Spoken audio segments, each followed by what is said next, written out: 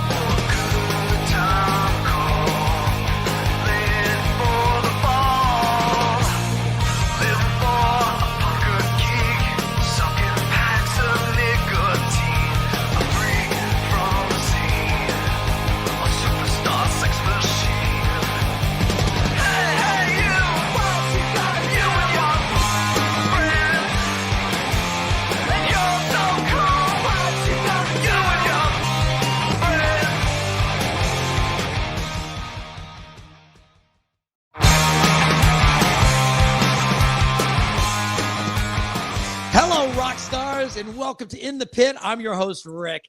And this week, guess what? I'm excited about this. This is going to be a great interview. Mr. Barak is on the show. How are you, sir? I'm good, man. How are you? Dude, I am phenomenal. The Mohawk's looking strong.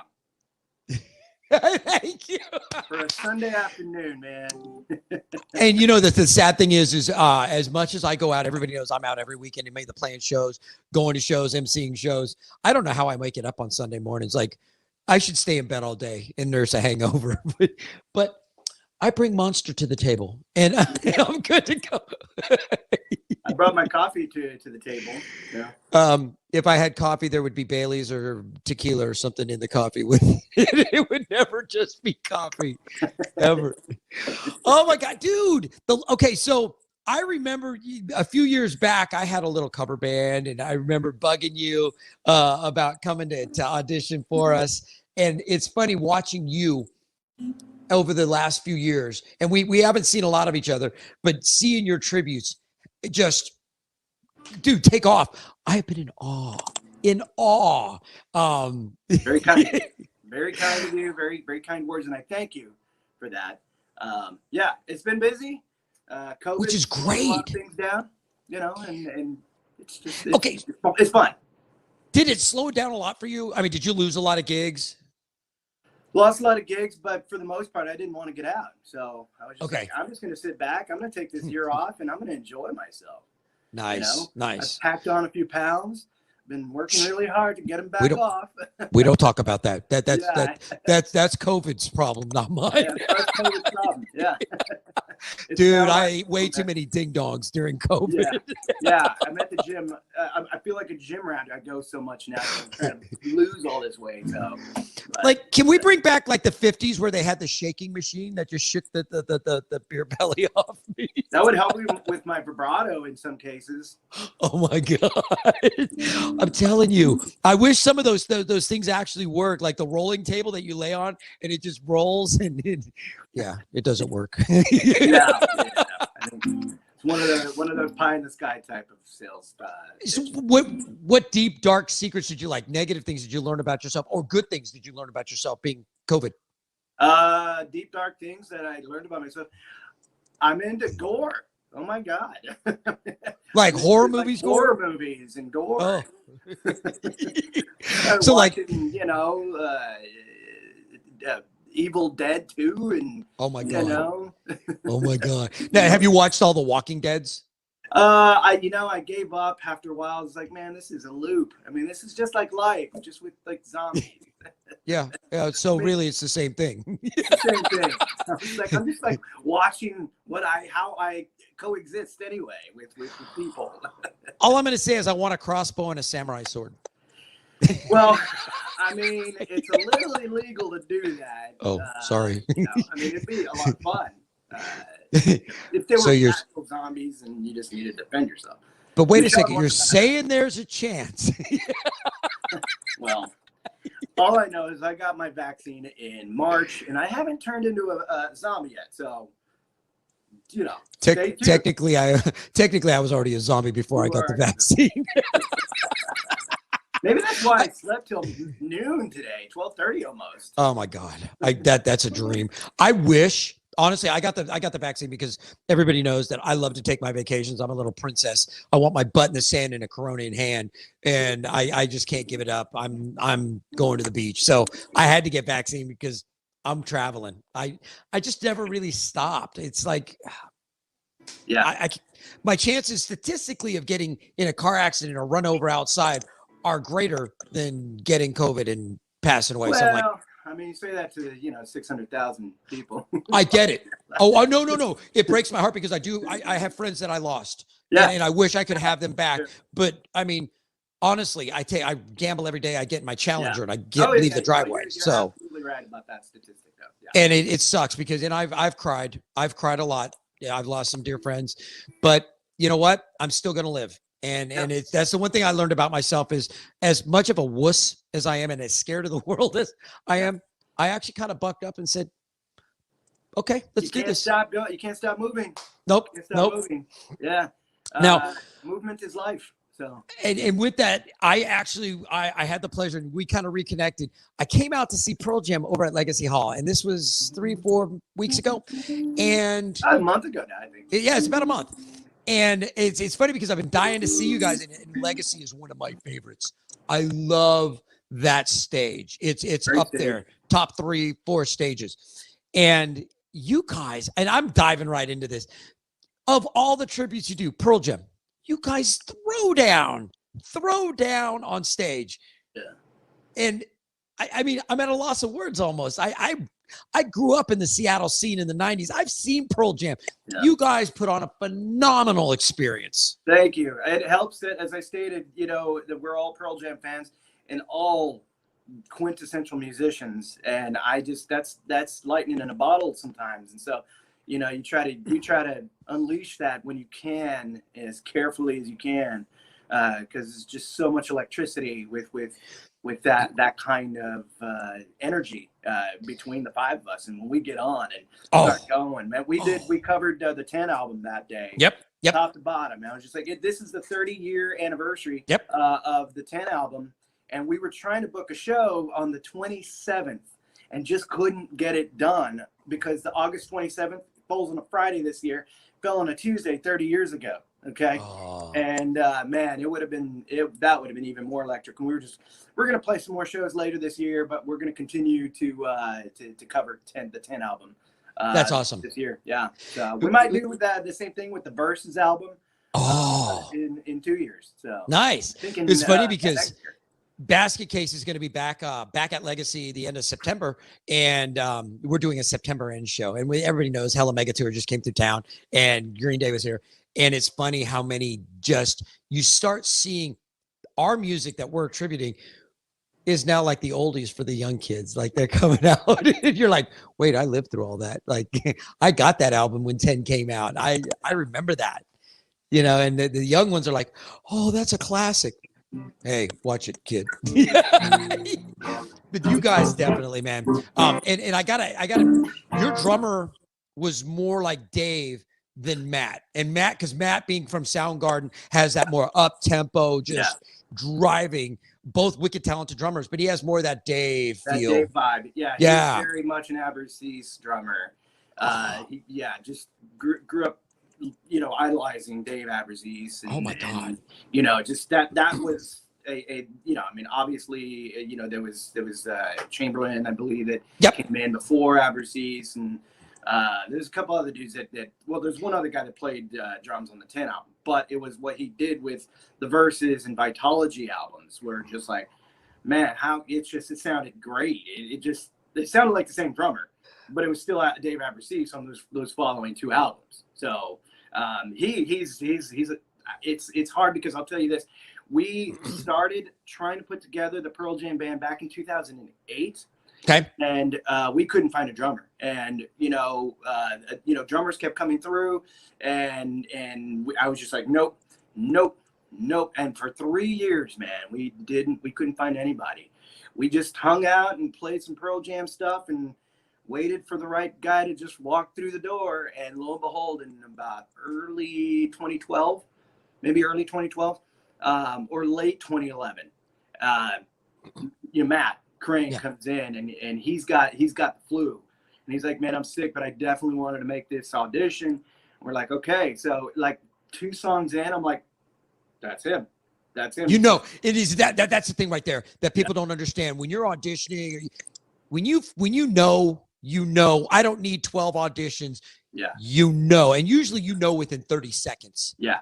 Oh, I knew 2 songs in. And then we did one more, and I was like, dude, you look like you're about to pass out. We'll help you load up and hope we don't catch any flu of what you got. But I mean, yeah, we got together a week later and ran through everything like we'd been playing for years. Nice. And it was just like, let's put a show together. We did our first show at downtown Fort Worth at a place called Frankie's before it closed. I was gonna say they're not there anymore. They're not there anymore, but it was awesome because all of a sudden all these Pearl Jam fans just started going, there's a Pearl Jam tribute in town, get the hell out. And then all of a sudden, I'm knocking over the stage just about because I'm climbing on everything because I was so excited to do it. But anyway, yeah, it was a lot of fun. And now we're in the Nirvana band. We got the 3 guys that are in that band are also in the Pearl Jam band. We got our guy in Houston, Brian Baldwin, and David. Came into the band about 3 years ago now. Man, it's already 3 years ago. Wow. And then about in 2019, we auditioned Marco, who was in a Pearl Jam band back in Italy, Pearl Jam tribute band in Italy. Yeah. Wow. So, and he played the Mike McCready part. And so we were like, we're actually auditioning for the Stone.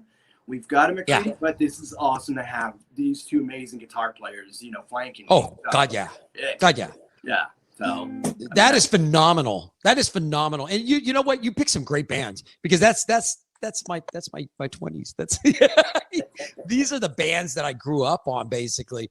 And I mean, again, doing a tribute, people don't realize, and you guys have heard me talk about it. I love original bands. I started out as an original artist. There's great cover bands. Those are always fun. I've done it too.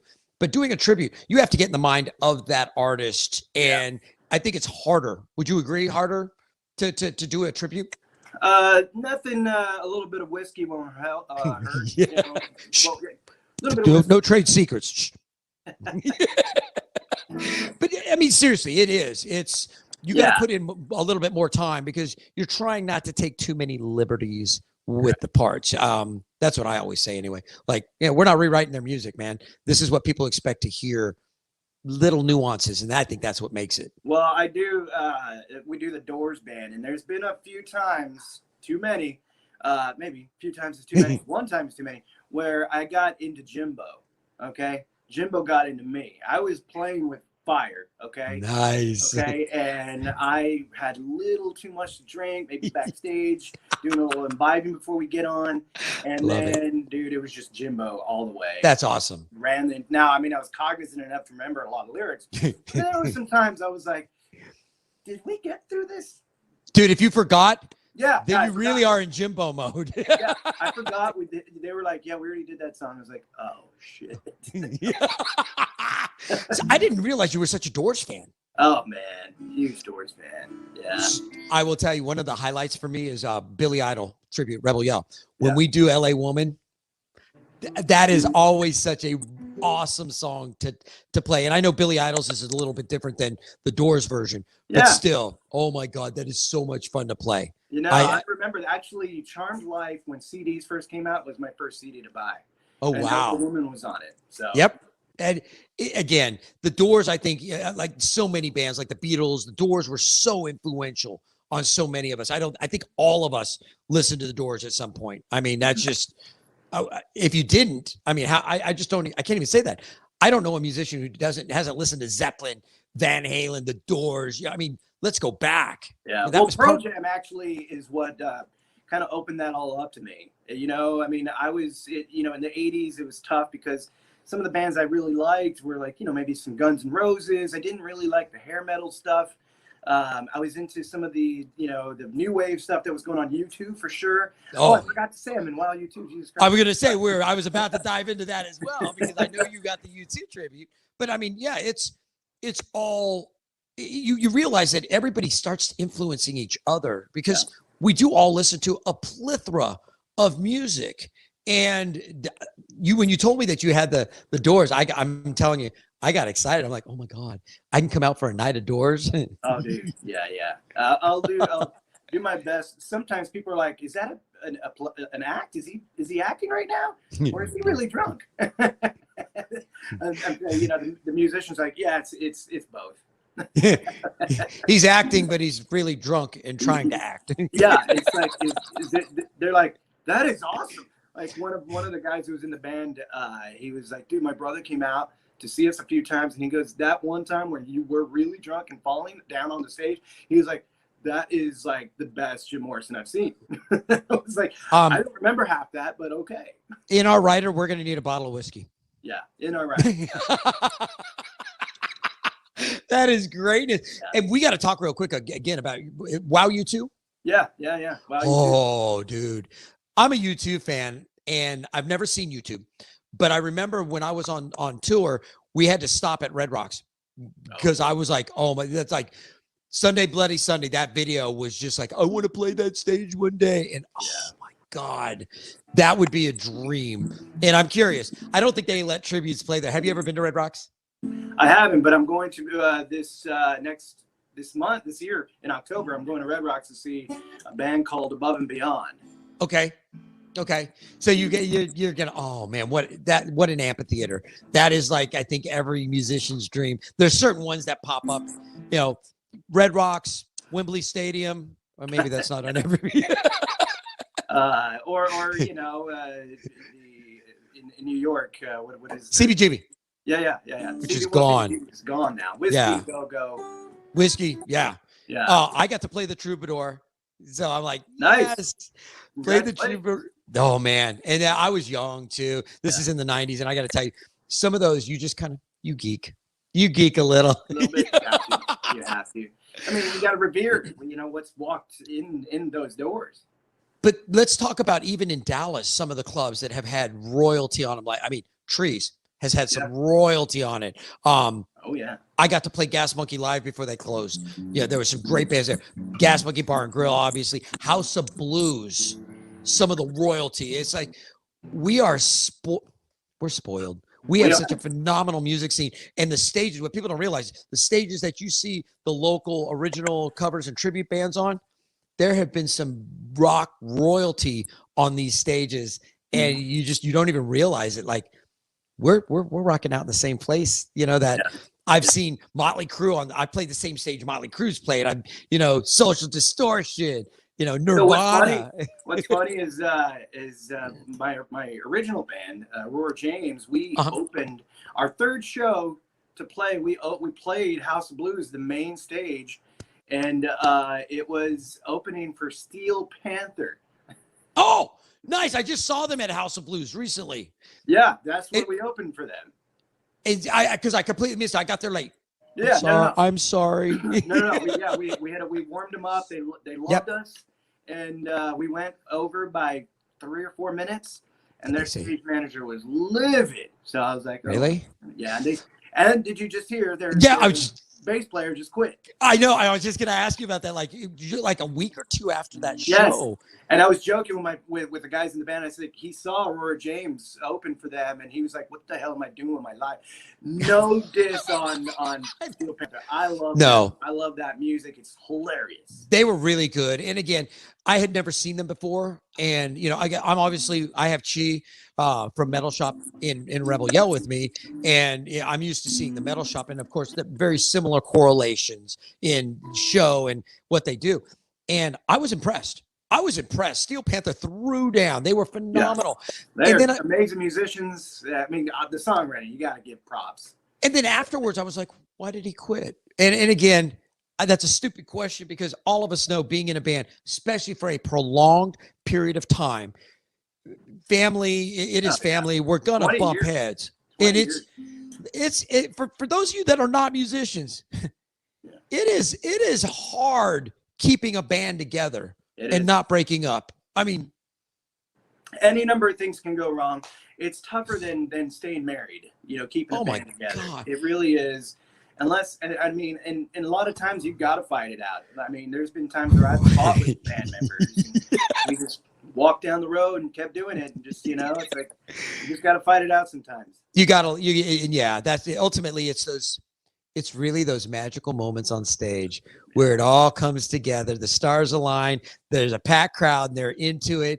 And you're like, okay, I get it. I know why I'm doing this now. It's Well, I'm standing around here waiting for hours to do sound check. Oh my God. Yeah. And what you all don't realize is typically us as musicians, we get there, 5 o'clock to load in, sound check. And then usually we don't take the stage till 10, 11 o'clock at night. And you're like, you're tired by then. It's not easy being cheesy. Dude, it is you. So you got to get something to eat because I got to eat like 3 or 4 hours before I play. I can't eat and then walk on stage. No, I just can't do it. I can't be digesting. And then you go and you got to get pumped up. And I'm a guy who takes I go to GNC and I get this stuff called pre-gym. It's a workout supplement just to get my adrenaline up. And I'm like, people see me jumping up and down and I'm like, guys, I got to get my heart rate up. I got to get the adrenaline flowing before I walk on that stage. Otherwise my engine's cold. I'm trying to go 0 to 100 instantly. And they're like, really? I'm like, oh, it takes work to get up there. This is yeah, it does. You know, that's the one thing that I keep telling myself. I'm like, hey, gotta hit that gym. Gotta stay fit. Nobody wants to, you know, decide. Hey, nobody wants to see Fat Bastard on stage. Yeah, gotta look fun. Fat Bastard. Get in my belly. Get in my belly. No, not at all. You know what's funny is everybody thinks like, and that's the other question I always get for people. Oh my God, can I come hang out in the green room? It's like, dude, that's my downtime. I'm trying to like sleep. So really, the green room is we're sitting around getting changed. Bitching and complaining, usually drinking water, stretching, taping up fingers, like tuning guitars. I'm about to take my pants off. Do you want to be here? I swear to God, they all think it's nothing but cocaine and like midgets and donkeys and strippers. It's a big old party backstage. It's like it's not. No. We are actually back there like, hey, did anybody bring a set list? We got pen and paper? It really is. It's prep time, and then you're mentally like, okay. Remember that part you screwed up last time? Don't do it again. Don't do that. It's I wish it was the party. It's not. It can be, but it's like you kind of want that party to be like 5 or 10 minutes. It's like, hey, it's fun. You know, now I got to just like, you know, get in my head and get ready. And usually the party's after we play. I was explaining this to a friend of mine. I'm like, listen, the green room and all the shenanigans that go on after the show, that is a result of what we do on stage. If you go up there, I mean, you got to earn it. You got to actually throw down in rock star before you get to earn the, you know, shots and the hoopla, because otherwise, if you have a crappy show, you're in the green room throwing stuff, having a temper tantrum. Oh, yeah. That has happened. I'm going back to a few shows in the past. I'm like, ugh.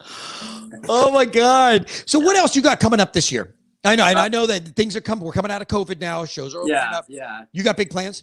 I'm going to check out a few bands. Play and. How about your shows?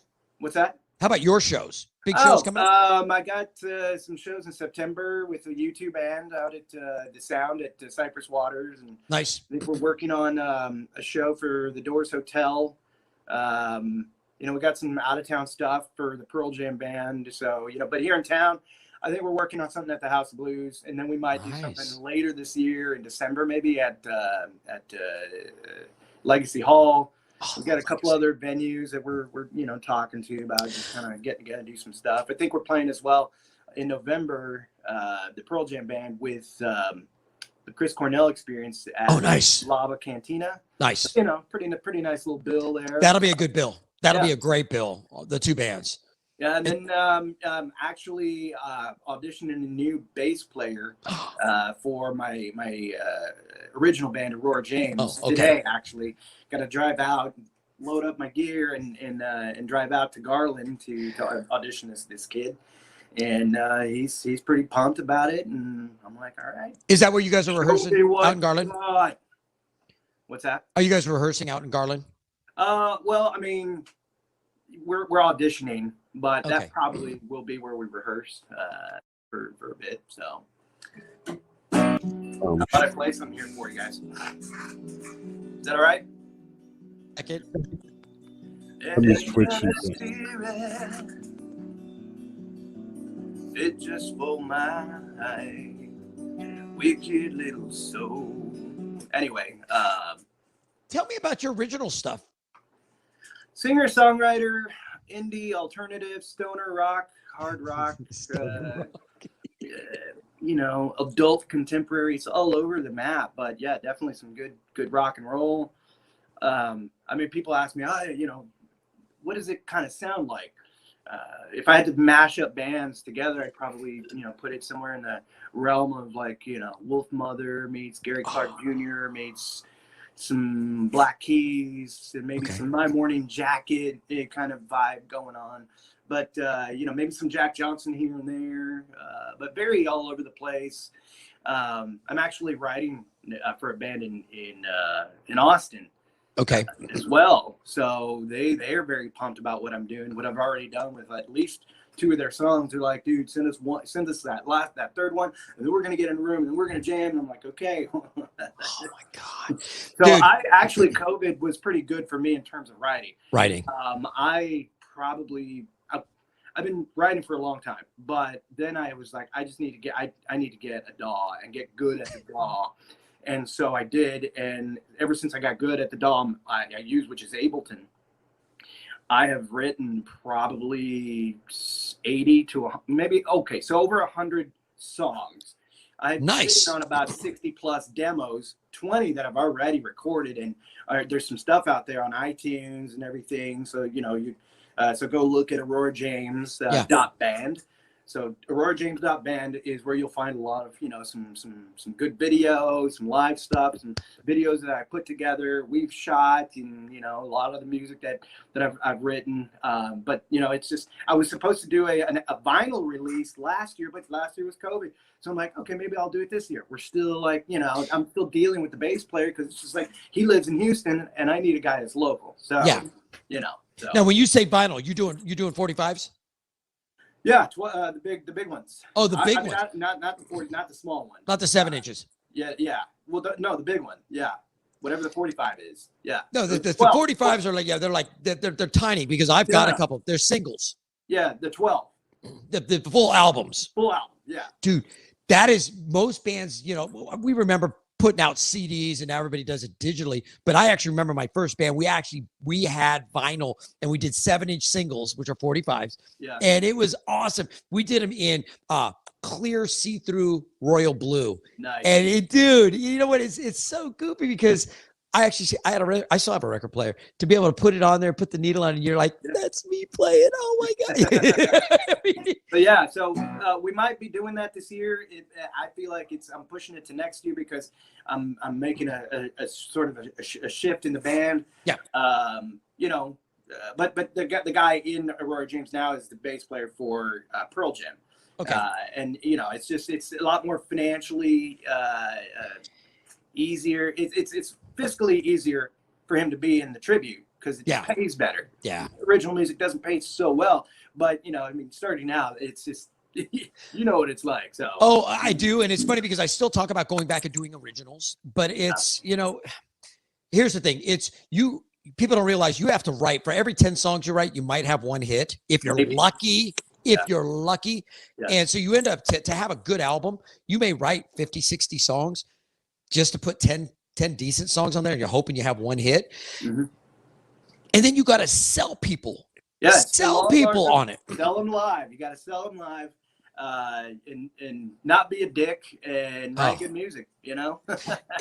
But you do a tribute thing or a cover band. Cover band, you're going in there, you're the house band, you're rocking out all night. People love you. Yeah, fun. That's still fun. I can dig on some cover bands. Absolutely. And then you do tributes, and it's a very lucrative market. You come out there, and if you do a good job, yes, you get paid well, but you're coming in and you're giving a very specific product. And does it get old? It can. I mean, I happen to love Green Day and Billy Idol, so I'm lucky, but I know I've talked to some friends that are like, oh, it's the same thing. And unfortunately, they're only doing 60 minutes and they're not learning anything new. And it's like, are you kidding me? I'd give you 3 hours of Green Day right now. So if you ask me for an hour, are you kidding? I could change it up every night. Like I give you a different, and that's one thing that I do. On a lot of bands, I'll watch them. They play the same set every show. And for me, and I'm assuming you guys are the same way because I know Pearl Jam is this way. Every show, I try to make it completely different. Like I will change up something. Usually I like to switch everything up, but I'm telling you, it keeps you on your toes. I like a different show. Yeah, I do too. I mean, playing the same set can get definitely quite old. I just don't want somebody coming out going, oh, I've already seen this set. No, I want you to come out going, what are they going to play tonight? I mean, Pearl Jam is notorious for that. They always play a different set. And you could go see them 10 times in a row. You're going to see 10 different sets. Yeah. That's one of the things I love about them. Yep. And I'm assuming you guys are the same way. Yeah, we are. We like to change it up. We'll practice the set, just get it tight and everything. But yeah, it's a lot of planning. Executing is the best part, though. Oh my God, you guys are a party on stage, Barak. Dude, I hate that we're out of time. Would you come back and do this again with me? Absolutely, man. Maybe do it in person. Sure. Yeah. Oh, dude, I love it. Thank you so much for being my guest. And for those of you that are turning in for the first time, I'm sorry. Call your therapist. It's not my fault. It might be. You can like us on Facebook. If you're in a band and you want me to promote it, send it to me. I'd love to promote it. Invite your friends to like the page and watch. If you're just not a Facebook person and you just happen to see this, you're like, where else can I hear you? We're on iHeart Radio. We're on Spotify. Obviously, we got Facebook. We've got YouTube. We have Instagram and Twitter, which I'm horrible at.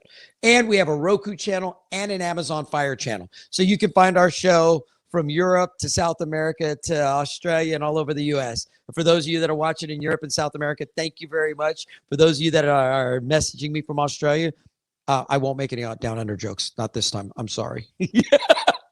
Thank you for tuning in, guys. So you can go check us out. Barak, thank you for being my guest. You're welcome. I am Rick. This is Barak. You guys are in the pit, and we will see you in the pit.